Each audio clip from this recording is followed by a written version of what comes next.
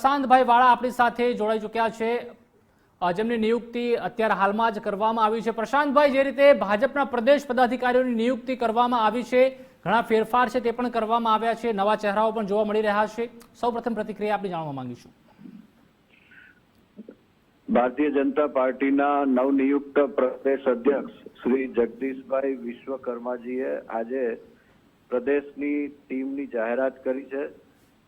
ભારતીય જનતા પાર્ટીની નવનિયુક્ત પ્રદેશ ટીમ એ સર્વ સમાવેશક, એટલે તમામ જ્ઞાતિ, જાતિ, જુદા જુદા વિસ્તારો અને યુવા ચહેરાઓ, એ રીતે જોઈએ તો એ ખૂબ સરસ સમીકરણો સાથે બધાનો સમાવેશ, યુવાનોનો જોશ પણ છે અને વડીલોનો પણ સમાવેશ છે, અનુભવી લોકોનો સમાવેશ છે, દરેક જ્ઞાતિ જાતિનું સંતુલન પણ જળવાયું છે અને વિસ્તારનું પણ સંતુલન જળવાયું છે। એટલે હું એમ કહીશ કે એક ખૂબ સંતુલિત ટીમની ઘોષણા આજે ભારતીય જનતા પાર્ટીના પ્રદેશ અધ્યક્ષ શ્રી જગદીશભાઈ વિશ્વકર્મા દ્વારા કરવામાં આવી છે।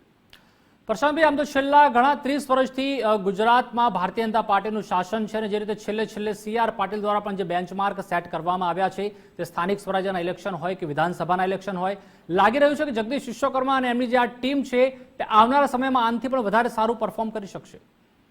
ભારતીય જનતા પાર્ટીના દરેક હોદ્દેદારો, પદાધિકારીઓ, કાર્યકરો હર હંમેશ દરેક ચૂંટણીઓ માટે સજ્જ હોય છે અને જ્યારે પણ જે કંઈ ચૂંટણીઓ આવે ત્યારે બધા લોકો પોતપોતાની શક્તિ કામે લગાડતા હોય છે અને આવનારા દિવસોમાં પણ ખૂબ સારા પરિણામો આવશે, કારણ કે ગુજરાતની જનતાના આશીર્વાદ ભારતીય જનતા પાર્ટી સાથે છે।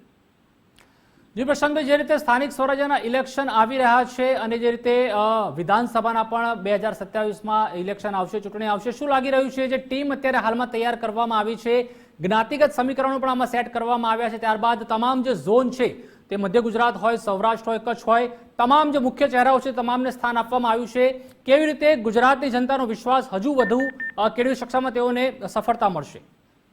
ગુજરાતની જનતાને ભારતીય જનતા પાર્ટી પર ભરોસો છે અને ભારતીય જનતા પાર્ટીના દરેક કાર્યકરો એ 365 દિવસ જનતાની સેવામાં કાર્યરત હોય છે અને મને સંપૂર્ણ ભરોસો છે કે આ નવનિયુક્ત ટીમ અને ભારતીય જનતા પાર્ટીના સૌ કાર્યકરો સાથે મળી અને આગામી ચૂંટણીઓમાં પણ જનતાના આશીર્વાદથી ભવ્ય વિજય પ્રાપ્ત કરશે। ધન્યવાદ। આભાર પ્રશાંતભાઈ, જોડાવા બદલ।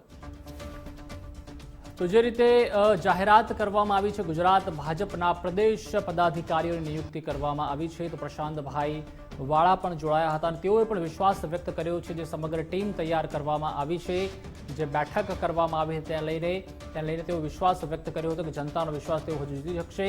ગુજરાત પ્રદેશ ભાજપ સંગઠનનું જે માળખું છે તે જાહેર કરવામાં આવ્યું છે। મહત્વપૂર્ણ સમાચાર, ટીમ જગદીશભાઈ વિશ્વકર્માની જે યુવા બ્રિગેડ છે તે તૈયાર થઈ છે, અનુભવી અને સાથે યુવા ચહેરાઓ સાથે અનુભવને પણ પ્રાધાન્ય આપવામાં આવ્યું છે તેવું પ્રશાંતભાઈ વાળાએ જણાવ્યું છે। નવી ટીમની પસંદગીમાં નો રિપીટ થિયરી કરવામાં આવી છે, એટલે કે કોઈ પણ જૂના ચહેરાઓને સ્થાન આપવામાં નથી આવ્યું।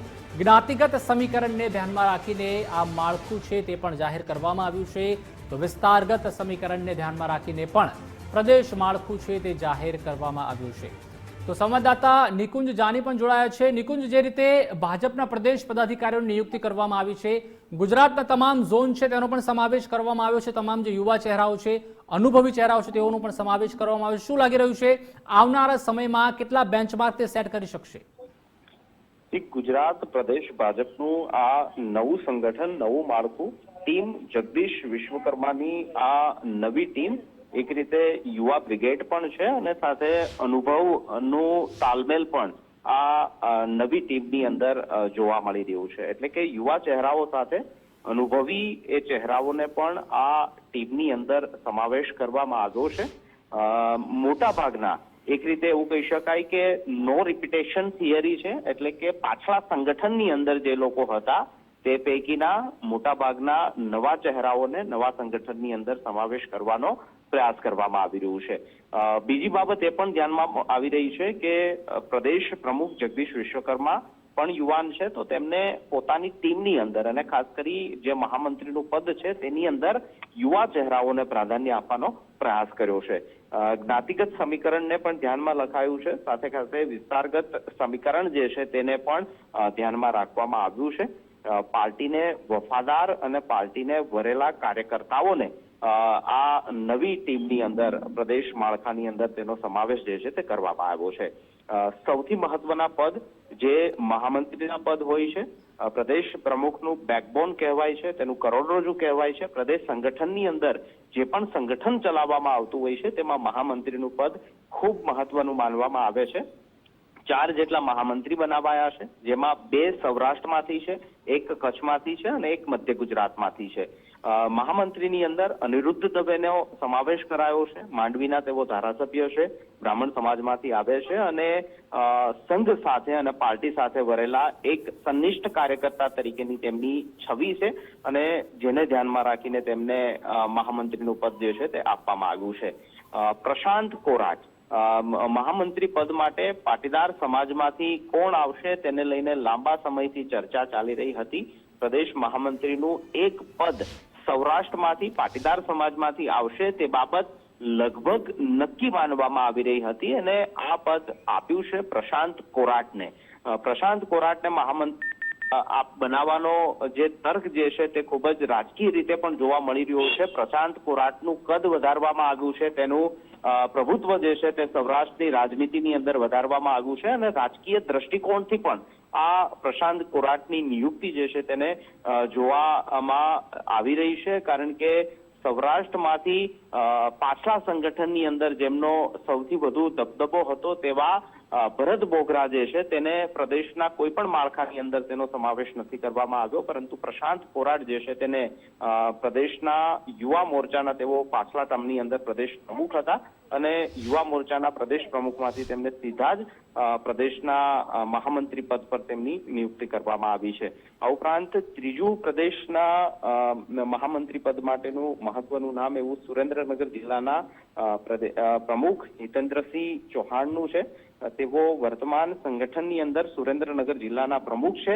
અલબત્ત તેમને સુરેન્દ્રનગર જિલ્લાના પ્રમુખ તરીકે ફરી એકવાર રિપીટ કરવામાં આવ્યા હતા, એટલે કે પાછલી ટર્મની અંદર પણ તેઓ સુરેન્દ્રનગર જિલ્લા પ્રમુખ હતા અને ફરી એકવાર નવા જે જિલ્લા પ્રમુખોની નિયુક્તિ થઈ તેની અંદર પણ હિતેન્દ્રસિંહ ચૌહાણ જે છે તેનો સમાવેશ કરવામાં આવ્યો હતો અને ક્ષત્રિય સમાજમાંથી આવે છે અને તેમને પ્રદેશના મહામંત્રી બનાવવામાં આવ્યા છે. એક રીતે કહી શકાય કે ખૂબ જ યુવા ચહેરો પ્રશાંત કોરાટ જેટલા જ તેઓ યુવાન છે અને પાર્ટીને ભરેલા છે, વફાદાર છે અને તેના જ કારણે તેમને પ્રદેશ મહામંત્રીનું પદ આપવામાં આવ્યું છે.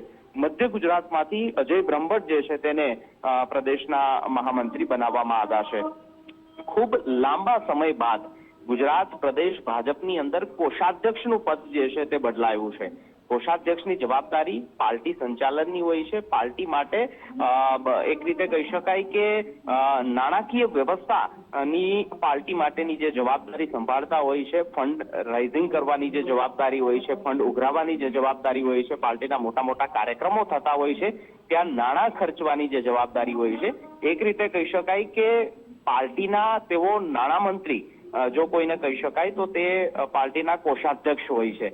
અત્યાર સુધી સુરેન્દ્ર કાકા, જેને સુરેન્દ્ર પટેલ તરીકે ઓળખવામાં આવે છે, તેઓ ખૂબ લાંબા સમયથી ગુજરાત પ્રદેશ ભાજપના કોષાધ્યક્ષનું પદ સંભાળતા હતા, એટલે કે ગુજરાત ભાજપના તેઓ નાણામંત્રી હતા.